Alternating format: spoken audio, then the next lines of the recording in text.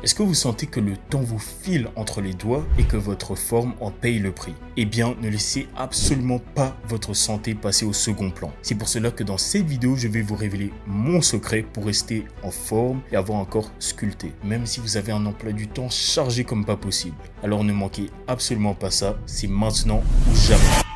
Bon, le premier point que j'aimerais aborder, ce sont les régimes miracles. Ça veut dire que, on va prendre un exemple qui est vraiment bête. Manger une banane chaque jour. C'est vrai, ça va vous permettre de perdre du poids, mais pas pour les bonnes raisons. En fait, vous devez comprendre une chose. Maintenant, je vais changer d'exemple et je vais prendre un hot dog pour que vous puissiez comprendre comment ça se passe. Imaginons qu'un hot dog, ça ait 300 calories. Ces calories vont être converties en énergie. Et donc, après, votre corps, une fois qu'il aura converti cette nourriture en énergie, eh bien, par après, cette énergie, elle va être convertie en masse, qui va finir sous forme de graisse ou bien de tissu cellulaire. Donc, au cas où vous avez oublié, laissez-moi juste vous rappeler, c'est quoi un déficit calorique et c'est quoi un surplus calorique. Déficit calorique, c'est lorsque tu vas dépenser plus de calories que tu vas en absorber. Alors que surplus calorique, c'est l'inverse, c'est lorsque tu vas absorber plus de calories que tu vas en dépenser. Une autre différence, c'est aussi que lorsque tu fais un déficit calorique, ton corps, il va puiser dans les ressources d'énergie que tu avais. Alors que lorsque tu fais un surplus calorique, ton corps, il va stocker de l'énergie et par après, si tu en as besoin, eh bien, il va t'en donner. Bon, j'aimerais juste faire un petit appel à l'action. Si jusqu'à maintenant tu aimes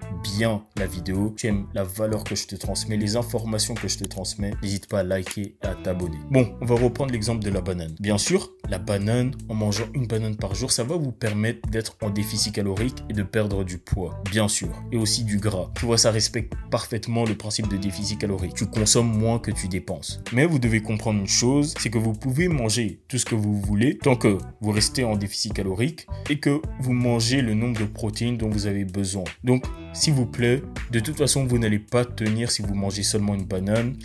Sur le long terme, ça ne va pas être efficace. Vous n'êtes pas obligé de vous priver absolument de toute la nourriture que vous aimez. Lorsque vous faites un régime, l'objectif, c'est, oui, d'un peu se restreindre, mais aussi de continuer de profiter de la nourriture que l'on aime. Donc, arrêtez de suivre toutes ces diètes miracles sur Internet, keto diet, les choses comme ça, j'en ai entendu beaucoup parler. Il n'y a pas de diète, de régime miracle, ça n'existe pas. Tant que vous avez compris le principe de déficit calorique, eh bien, vous pouvez perdre du poids dès maintenant. Mais bon, pour être en déficit calorique, il est d'abord important de connaître votre apport calorique journalier. Donc les calories dont vous avez besoin chaque jour pour avoir de l'énergie. Et pour ça, c'est simple. Vous allez tout simplement sur un site. C'est un site que moi, j'ai utilisé au tout début. Je ne le connaissais pas, je l'ai découvert très récemment, l'année passée. Vous devez tout simplement mettre votre âge, votre taille, une autre info que j'ai oubliée. Mais après, il va vous donner toutes les informations dont vous avez besoin. Le nombre de protéines dont vous avez besoin. Si vous voulez faire un surplus calorique ou bien un déficit calorique. Le nombre de calories que vous avez besoin de manger. Si vous voulez être en surplus ou bien en déficit. Bref, allez-y. Je vais mettre une photo. Il y aura une photo qui va s'afficher normalement là maintenant. Et vous allez voir le nom du site. Allez-y. Tapez les informations nécessaires. Et puis,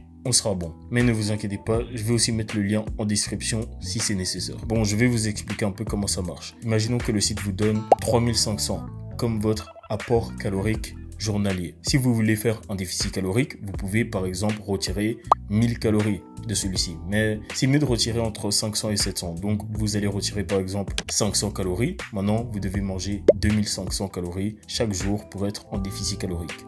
C'est aussi simple que ça. Mais j'aimerais vous dire une chose, si vous êtes un homme surtout, écoutez-moi bien, n'allez jamais sous les 1500 calories. Parce qu'on le sait bien, les hommes, nous, on a besoin de consommer plus de calories que les femmes. Mais s'il vous plaît, si vous êtes un homme, n'allez jamais sous ces 1500 calories. Ça peut être très dangereux pour vous. Et peu importe si vous êtes un homme ou une femme, ne retirez pas un nombre de calories massif, même si vous voulez perdre du poids vite. Si vous évitez de faire des petites erreurs comme ça, vous allez voir, sur le long terme, ça va payer, je vous l'assure. Bon, le deuxième sujet que j'aimerais aborder, c'est le choix de la nourriture. Faites en sorte de choisir une nourriture qui est faible en calories. Parce que si vous êtes en déficit calorique et que vous mangez des aliments qui sont hauts en calories, eh bien vous aurez le droit qu'à un repas par jour et puis c'est fini. Et après, tout le reste de la journée, vous allez retomber dans vos anciennes habitudes parce que vous n'avez pas été très intelligent et vous avez décidé de prendre, je sais pas, une tarte à la boulangerie d'à côté qui avait 600 calories et après vous mangez des petits aliments une heure après et après vous avez déjà atteint votre nombre de calories maximum alors qu'il n'est que 17 heures et après vous allez avoir faim. Bref, soyez intelligent. Mangez des aliments aussi qui ont un haut volume et qui sont faibles en calories. Ça veut dire que je parle parle notamment des fruits ici. Comme par exemple, moi je vais vous donner ce que j'aime, les ananas. Les ananas, c'est parfait parce que en fait, il y en a quelques-uns, mais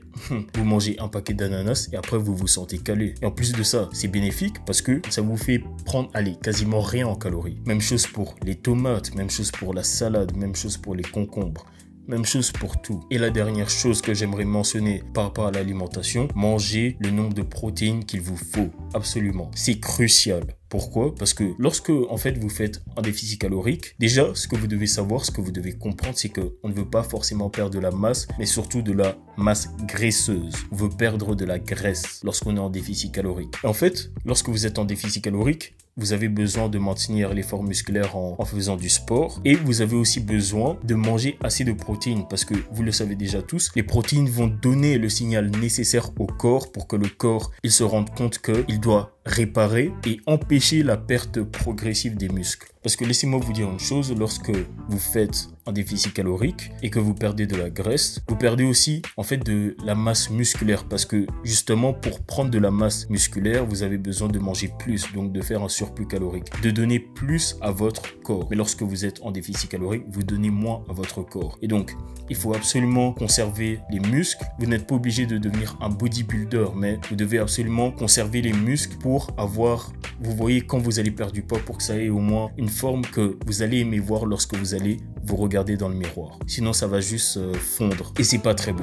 Bon, une manière simple de compléter, je dis bien compléter vos protéines, c'est les protéines shake. Je dis bien compléter encore une fois parce que il ne faut pas en prendre à tout va. Il y a des aliments qui ont plus de protéines que d'autres aliments. Trouvez ces aliments et puis faites en sorte, si à la fin de la journée, vous n'avez toujours pas complété le montant en protéines qu'il vous faut, à ce moment-là, prenez le shake. Mais ne faites pas du shake la source principale de votre consommation en protéines. D'ailleurs, j'aimerais faire une petite pause pour vous poser une question. Quel a été votre plus grand défi pour rester en forme tout en jonglant avec vos projets d'entrepreneur ou bien vos autres projets professionnels? N'hésitez pas à partager votre expérience dans les commentaires. Et aussi, n'hésitez pas à liker et à vous abonner si vous avez apprécié toute la valeur que je vous ai transmise dans cette vidéo jusqu'à maintenant. Le troisième point que j'aimerais mentionner, j'en ai parlé juste un peu avant, mais je vais plus développer, c'est les entraînements de résistance musculaire. Comme je l'ai dit, lorsque vous êtes en déficit calorique, le cardio, il faut absolument en faire. Moi, par exemple, j'en fais 3 fois par semaine. J'ai commencé l'année passée. L'année passée, bon, j'abusais un peu. Je courais entre 1h et 1h45. Maximum 2 heures. Et j'ai remarqué une chose, c'est que je perdais beaucoup de poids lorsque je faisais ça, lorsque je courais autant de temps. Et surtout aussi, je courais à une certaine allure. Mais c'est ce que j'aimais moi. Aller courir dehors, en plein soleil, même s'il pleut parfois, tant pis. Mais bref, c'est ce que moi j'aimais. Mais vous pouvez faire ce que vous voulez. Il y a aussi la salle de sport, il y a des tapis de course. Et voilà. Sinon, marchez aussi, marchez pendant un certain temps. Tant que vous bougez votre corps. Vous ne devez pas seulement faire des exercices qui vont vous aider à développer votre cardio, mais vous devez aussi faire de l'haltérophilie. Donc, ce n'est pas obligé forcément d'aller à la salle de sport et de soulever des poids. Ça peut être aussi rester à la maison, faire de la calisthénique, faire des pompes, des choses comme cela. Mais en tout cas, vous devez absolument faire de l'haltérophilie parce que, comme j'ai dit, c'est ce qui va vous permettre d'affiner votre silhouette. Parce que c'est ce qui va vous permettre de ne pas seulement affiner votre silhouette, mais en fait, la course, ça va affiner votre silhouette.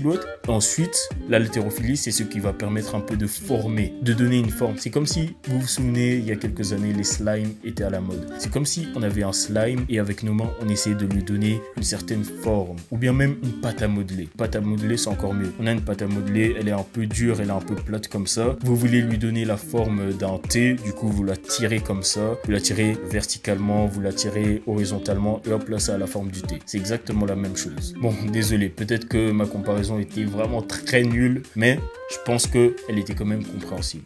Et en plus de ça, laissez-moi vous dire une chose. Plus vous avez de masse musculaire et plus vous allez brûler des calories. Parce que oui, vos tissus musculaires, ils vont brûler des calories par eux-mêmes. Donc, plus vous êtes musclé, bien sûr, ne devenez pas Hulk, mais retenez bien ça. Plus vous travaillez vos muscles et plus vous allez brûler de calories. Je sais que je l'ai dit plusieurs fois, mais en fait, c'est très important parce que si vous faites un déficit calorique trop agressif et que, en plus de ça, vous faites mal les exercices, au lieu d'avoir un taux de graisse qui descend, vous allez avoir un taux de graisse qui va monter. Et au lieu d'avoir une silhouette fine à votre plat, vous allez juste ressembler à ça. Et donc, pour éviter de faire les mauvais exercices lorsqu'on parle de renforcement musculaire, suivez juste une séance push-pull-legs. Et devinez quoi, ma routine d'entraînement contient exactement ce genre d'exercice. Donc, si tu viens de t'inscrire à la gym et que tu ne sais pas quoi faire, ou bien tu veux commencer le sport, tu veux commencer ce voyage pour avoir une silhouette fine, mais que tu ne sais pas par où commencer, eh bien, écris juste routine dans les commentaires et je te fournirai cette routine push-pull-legs. Et bien sûr, tu n'es pas obligé de faire exactement les exercices que tu vois dans cette routine. S'il y en a certains avec lesquels tu n'es pas très à l'aise, tu peux changer. Mais au moins, ça va juste te donner une base. Bon, on passe enfin au quatrième point que j'aimerais aborder. C'est le fait de combattre sa faim. Tu n'y échapperas pas. À un moment, tu voudras tout dévorer sur ton passage. Tu seras même prêt à te couper un bras et à dévorer ton propre bras. Mais ça, c'est si tu t'y prends mal. Donc je vais te montrer comment faire. Déjà dans un premier temps, il faut reconsidérer le choix de ta nourriture. Donc imaginons que tu veux y manger un Kinder Bueno. On sait tous que un Kinder Bueno, c'est très élevé en calories. Il y en a deux, mais les deux, ils sont très élevés en calories. Et après, tu vas avoir toujours beaucoup de place pour manger puisque c'était juste deux Kinder Bueno. Ça t'a rien fait. Eh bien, j'en ai parlé dans une autre vidéo, aussi un peu dans cette vidéo, je pense, au début. Mais tu dois remplacer ces aliments qui sont trop hauts en calories par des aliments qui sont plus bas en calories. Donc les Kinder, les pizzas, les muffins, je ne te dis pas d'arrêter d'en prendre. Non, juste trouve des alternatives au supermarché qui font en sorte que tu manges des aliments qui sont faibles en calories. Ou bien une autre solution, c'est de toi aussi apprendre à cuisiner des recettes. Comment faire une pizza, comment faire des muffins qui sont faibles en calories. Ça aussi c'est possible. C'est une alternative. Si tu veux continuer à manger comme cela, tu n'es pas obligé de complètement te restreindre et manger des salades, des fruits chaque jour. Bon, on arrive finalement au dernier point que j'aimerais aborder, c'est le jeûne intermittent.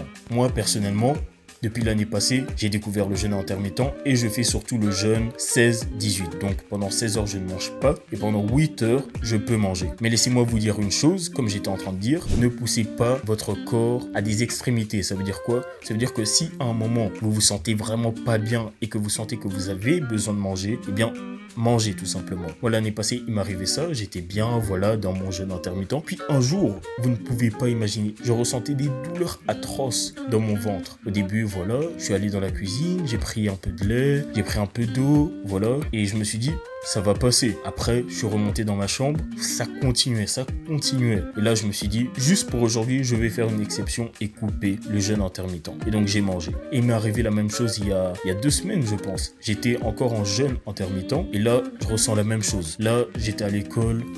Je me sentais pas bien. Il y avait mes amis qui jouaient au football. Ils me disaient, viens, viens. Moi, j'étais comme ça sur le banc. Il y avait ma tête qui tournait. Je leur disais, non, non, je me sens trop faible. Et après, je suis allé dehors. J'ai pris quelque chose à manger. Je suis revenu. Je me sentais un peu mieux. J'avais quand même un peu la tête qui tourne. Mais bref, ne poussez pas le jeûne à des extrémités. Si vous devez manger, si vous n'en pouvez plus, manger. En plus de ça, j'aimerais souligner le fait que si vous ne mangez pas lorsque vous n'en pouvez plus, eh bien, laissez-moi vous dire que lorsque vous arriverez dans cette période de 8 heures dans laquelle vous pouvez manger, vous allez manger beaucoup plus que ce que vous devez à la base manger et donc vous allez dépasser votre nombre de calories. Bon, c'est une fois, si ça arrive une fois ça va, mais que ça n'arrive pas trop fréquemment. Faites en sorte de rester constant, que ça ne se reproduise qu'une fois et plus jamais. Donc mangez sur le coup parce que par après vous allez manger beaucoup plus que prévu dans cette fenêtre de 8 heures dans laquelle vous pouvez manger et du coup ça va totalement gâcher tous vos efforts. Bon, on est déjà à la fin de la vidéo. J'espère que vous avez aimé la valeur que je vous ai apportée dans cette vidéo et j'aimerais dire une dernière chose. N'oubliez pas de traquer vos progrès. De temps en temps, prendre des vidéos de vous devant le miroir, prendre des photos afin de rester motivé et de voir si vous avez fait des progrès ou bien si vous êtes en train de stagner ou bien si vous vous êtes relâché. Bref,